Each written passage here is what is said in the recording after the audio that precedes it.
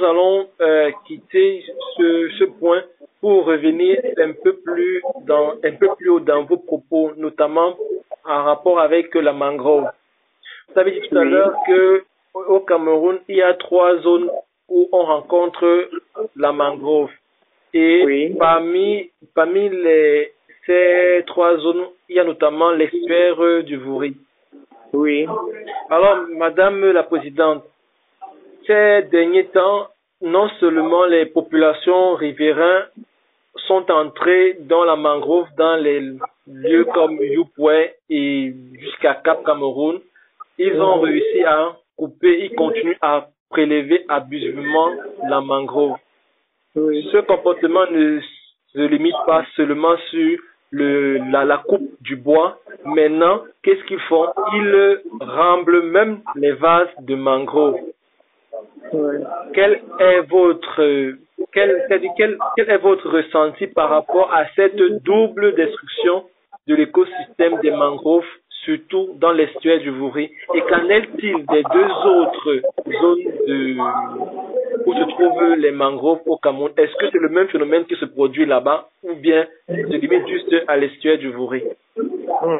Ok, merci encore pour cette question sur les mangroves. Je vais commencer par la dernière question. La situation n'est pas très différente, mais l'ampleur n'est pas la même. Oui. Oui, mais la situation n'est pas très différente. Si vous allez dans le Rio del Rey, vous allez trouver une destruction de mangroves incroyable. Si vous allez dans le Rio Tem, vous trouverez que les mangroves sont aussi détruites là-bas. Dans l'estuaire du Vouri ou dans l'estuaire du Douala, dépendamment de la littérature, il y en a qui appellent l'estuaire du Vouri, d'autres l'estuaire du Douala. Donc, vous allez trouver, parce que ici, en fait, la spécificité, c'est parce que il y a une forte pression démographique. Les besoins sont énormes et la source de collecte, c'est dans les mangroves. Nous avons fait une étude dans le Vouri, dans le littoral d'une manière générale, mais surtout dans le Vouri, pour comprendre pourquoi les mangroves sont détruites à ce rythme-là. Et nous avons compris que, le bois énergie qui est utilisé à Douala dans son ensemble, vous serez surpris, 98 ou 95% des boulangeries à Douala utilisent les fours qui sont alimentés par les bois de mangrove. Wow. Alors, c'est un consommateur énorme du bois de mangrove. Les perches pour les constructions, tous ces immeubles que vous voyez, ont jusqu'ici été prélevés des mangroves. Il y a des efforts maintenant avec les bambous de Chine, mais c'est très très insignifiant par rapport au bois de mangrove. Les fours pour fumer le poisson, pour fumer de la viande, tout cela utilise le bois de mangrove. Parce que la qualité est très bien appréciée, ça donne une bonne couleur du produit, ça donne un bon goût au produit, alors c'est extrêmement sollicité. Donc, voyez, est-ce que vous pouvez comprendre que toute la population, peut-être j'exagère, mais je n'exagère pas vraiment, ce qui est sûr, la population du Vouri dépend presque à 80% du bois de mangrove. Et lorsqu'on va jusqu'au verticaux, c'est la même situation. Lorsqu'on descend au niveau de Londji, avec Edea, Kribi, c'est presque la même situation. Alors, nous avons entrepris de sensibiliser, d'abord d'informer les gouvernants de cette situation. Les ministères sectoriels sont bien informés du danger de la destruction massive de la mangrove. Et je pense que si vous rentrez aujourd'hui dans les CDN du Cameroun, contribution déterminée au niveau national pour la contribution du Cameroun à la lutte contre les changements climatiques, vous allez voir que la zone de mangrove a été planifiée pour un travail très important, des programmes de reboisement, les programmes de développement des activités alternatives pour l'énergie, parce que si les communautés ont besoin de l'énergie, monsieur le journaliste, ils vont aller prélever.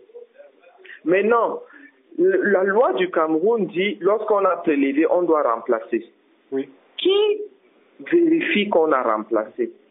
On ne remplace presque jamais. Il y a quelques initiatives de reboisement de mangroves de l'administration et il y a quelques initiatives de la société civile, mais le besoin est tel que tout cela ne représente même pas les 10% de ce qu'il faut. Donc il faut un grand programme de reboisement soutenu par la sensibilisation, la communication, pour que toutes les parties prenantes se rendent bien compte du danger que notre pays court en détruisant sa mangrove, qui sert de faîtière, n'est-ce pas? C'est ça qui nous protège. C'est la mangrove qui protège contre la montée. Oui, c'est une barrière naturelle, comme vous le dites. Et Madame la Présidente, par rapport, maintenant par rapport au prélèvement de la vase de mangrove, parce qu'on peut comprendre qu'on prélève le bois pour des besoins énergétiques. Et maintenant, donc, pourquoi prélever la vase de mangrove? Non, là, c'est des pratiques de... je sais pas, mais ça, c'est vraiment le satanisme. On ne peut pas détruire jusqu'à la souche. On ne devrait pas. On ne devrait pas le faire, mais malheureusement, nous avons des comportements qui ne sont pas de nature à préserver notre environnement, qui nous poussent donc à aller dans les extrêmes. Il y a ça. Il y a aussi que lorsque on a un problème comme la gestion abusive, la gestion et l'exploitation illégale des mangroves, il faut passer par l'information, la sensibilisation, l'éducation, avant d'arriver au niveau de la répression. Lorsqu'on commence par la répression, n'est-ce pas, on rend les communautés, on les radicalise, on les radicalise dans des mauvais comportements. Ils se comportent comme des voleurs. Alors quand ils arrivent, il faut voler rapidement et tout voler de manière à ce que même si on ne revient pas demain, on aura volé ce dont on a besoin. Donc je pense que ça, c'est des comportements que nous devons corriger à travers ces programmes d'information, de sensibilisation, d'éducation et des programmes de reboisement. Mais on ne reboise pas pour reboiser. Parce que si vous reboisez seulement pour le simple plaisir de reboiser, ça n'ira nulle part. Lorsqu'on engage le reboisement, il faut associer à ce reboisement des activités qui créent des richesses pour les communautés.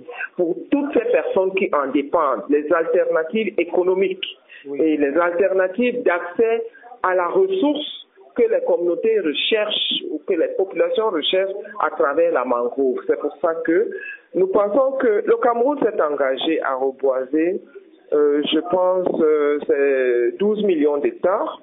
Oui. 12 millions d'hectares à l'horizon 2030 et pour sa contribution pour la lutte contre les changements climatiques. Je pense que ce qu'il faut, c'est associer toutes les parties prenantes, notamment les associations de base, les ONG, et mobiliser les ressources nécessaires pour que ce travail se fasse avec ces communautés, avec les populations, avec toutes les parties. C'est des mécanismes multi-acteurs qu'il faut mettre en place avec une mobilisation de ressources suffisantes pour permettre à ce que cet objectif du Cameroun soit atteint. Et la zone de mangrove est bien connue pour sa fragilité. Oui. Et si rien n'est fait, le pire est à côté. Ah oui, nous sommes tout à côté du pire. Vous vous rappelez du tsunami? Oui. Voilà, on n'est pas très loin. Hein? Vous savez que si les mangroves sont détruites, tout Douala n'existera plus jusqu'à Idéa, jusqu'à Konsamba, jusqu'à Tiko Limbe. Vous voyez, c'est tout le Cameroun qui va de manière échelonnée ou en cascade. Voilà, voilà, disparaître même à la limite. Donc, je pense que ce que vous dites est très pertinent et vraiment, il faut qu'on fasse beaucoup d'éducation, beaucoup de sensibilisation, beaucoup d'informations. Il y en a qui ignorent même les conséquences de leurs actes par manque d'information. Donc, je pense qu'il y a un travail. L'ignorance aussi.